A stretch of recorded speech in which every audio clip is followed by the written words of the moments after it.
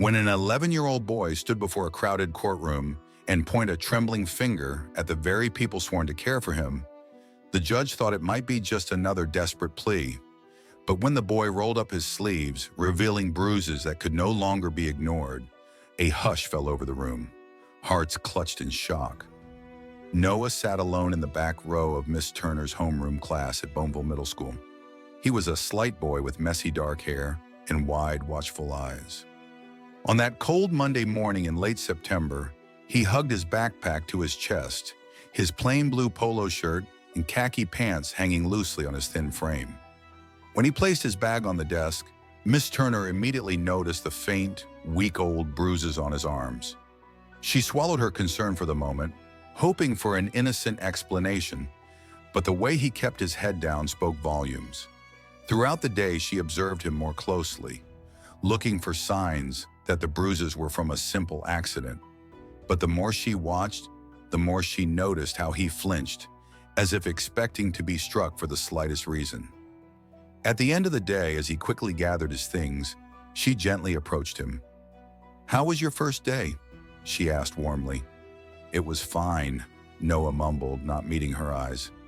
"Everything okay at home?" she asked softly, half hoping he'd reassure her.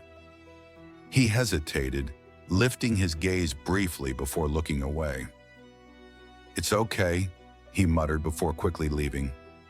As the week progressed, Noah remained quiet and withdrawn. He completed his assignments, but never gave more than the bare minimum. At recess, he stayed near the fence, refusing to join the other kids. He wasn't disruptive, but the bruises on his arms never fully faded, and newer ones seemed to appear. By Thursday, Miss Turner's concern deepened. On Friday, as he struggled with his locker, Mr. Reynolds, the school janitor, noticed a fresh purple bruise on his wrist. Mr. Reynolds had worked at Boneville Middle for 15 years and had seen troubled kids before. The look on Noah's face, a mixture of dread and exhaustion, troubled him. That night, when Noah's foster parents failed to pick him up on time, Mr. Reynolds and Miss Turner intervened. Miss Turner called the contact number listed for John and Eva Jackson, but no one answered. "Let me drive you home," she offered gently. Noah hesitated but eventually nodded. As they pulled up to the modest house with its chain-link fence and drawn curtains, the door opened before Noah even reached it. A tall, broad-shouldered man, John, stood there, speaking in a tone Miss Turner couldn't hear. Noah hurried inside and the door shut firmly. A chill ran down her spine. The following Monday, Miss Turner confided in Mr. Wood, the English teacher. He agreed something seemed wrong and suggested speaking to the school counselor, Miss Fuller. However, with her being part-time and overwhelmed, Miss Turner decided to contact the school's social worker, Miss Dawson. Miss Dawson, a sharp-eyed but warm-hearted woman, listened carefully to their concerns. "Abuse can be well hidden," she said, "and children often deny it out of fear. I'll conduct a home visit." When she arrived unannounced at the Jackson home, John and Eva greeted her politely but stiffly. The house was neat, almost too perfect. "Noah's a wonderful boy," Eva said, forcing a smile. "Just a bit shy." Miss Dawson mentioned the bruises. John's expression hardened for a fraction of a second before he forced another smile. "The boy's clumsy. He bumps into things all the time." When Noah was called out, his eyes darted toward his foster parents for approval. Miss Dawson's trained eye caught the way he flinched when John placed a hand on his shoulder. When she asked about the bruises, Noah whispered, "I fell playing outside."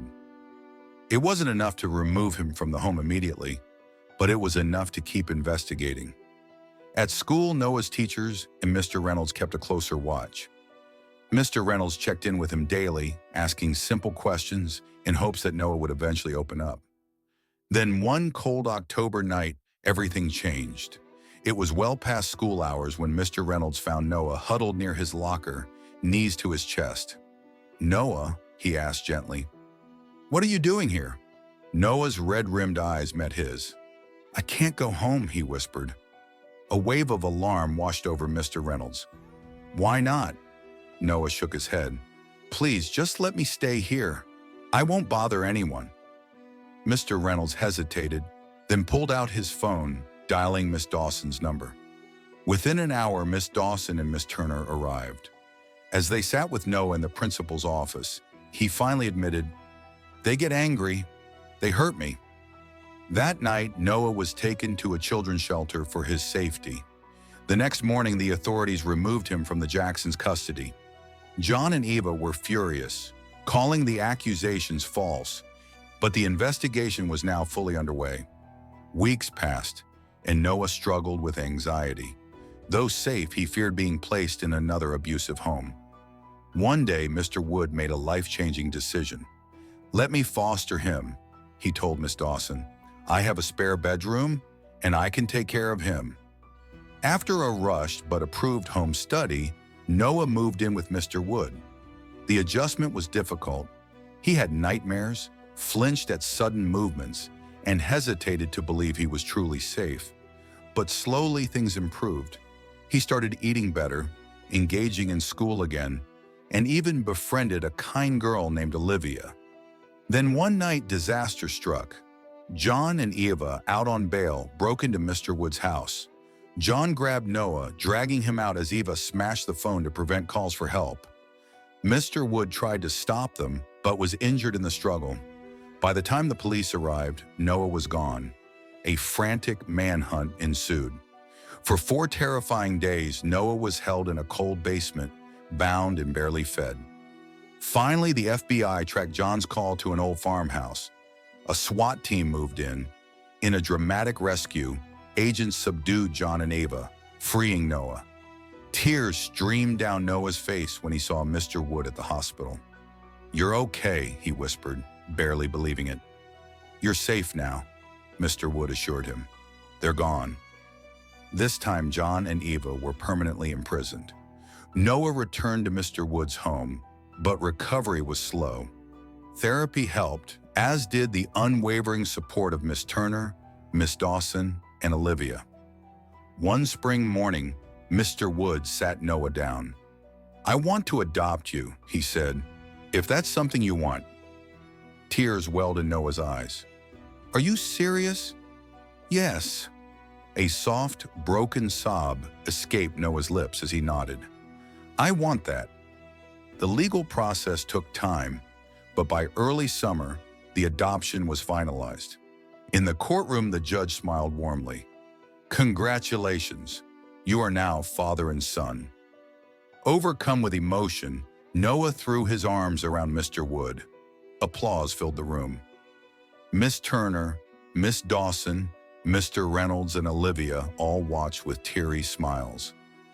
Months later, on a crisp autumn morning, Noah woke up in his own bed. He walked into the kitchen, where Mr. Wood was making pancakes.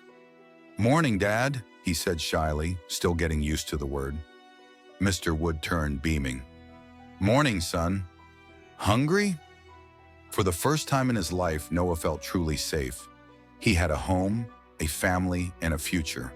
And most importantly, he had the courage to believe in hope again.